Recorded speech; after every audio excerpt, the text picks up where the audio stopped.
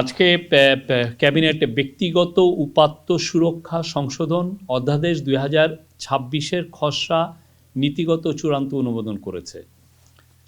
আজকে বাংলাদেশ শিল্পকলা একাডেমি সংশোধন সংশোধন অধ্যাদেশ 2026-এর খসড়া নীতিগত ও চূড়ান্ত অনুমোদন করেছে।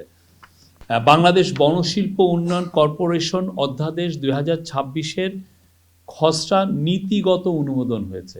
এটা চূড়ান্ত অনুমোদন হয়নি, এটা নীতিগত অনুমোদন হয়েছে। আর পরিবেশ, বন ও জলবায়ু পরিবর্তন মন্ত্রণালয় কর্তৃক প্রণীত থার্ড ন্যাশনালি ডিটারমাইন্ড কন্ট্রিবিউশন মানে NDC 3 এটা ভূতাপেক্ষ অনুমোদন হয়েছে। এছাড়াও আর একটা এজেন্ডা ছিল, সেটা হচ্ছে যে সুপ্রিম কোর্ট সচিবালয় সংশোধন অধ্যাদেশের 2026-এর খসড়া নীতিগত ও চূড়ান্ত অনুমোদন হয়েছে।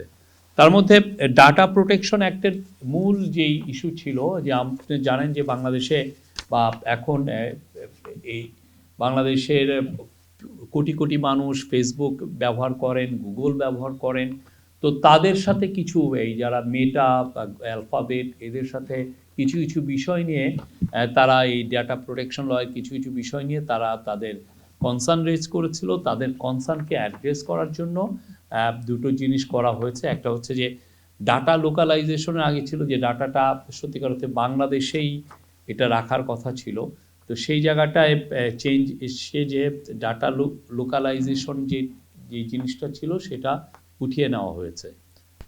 আগে সকল ডেটার একটি সিঙ্ক্রোনাস লোকাল ব্যাকআপ রাখতে বলা হয়েছিল।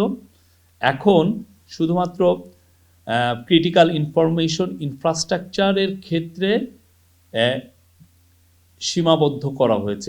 এইটা মানে এই জায়গাটায় শুধুমাত্র আপনি বাংলাদেশে আপনার একটা এটা রাখার বিধান রাখা হয়েছে, এটার একটা কপি, রিয়াল টাইম কপি এটা রাখার একটা বিধান করা হয়েছে।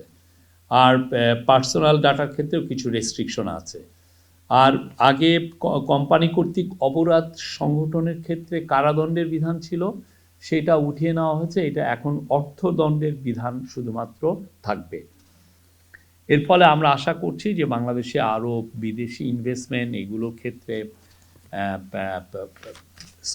এই সমস্ত ডেটার ক্ষেত্রে বা অন্যান্য আরও ক্লাউডের ক্ষেত্রে অনেক ক্ষেত্রেই আমরা আরও কিছু ইনভেস্টমেন্ট দেখতে পারবো, আরও বেশি ইনভেস্টমেন্ট, এবং এটা আরও ফরেন ইনভেস্টরদেরকে অ্যাট্রাক্ট করবে।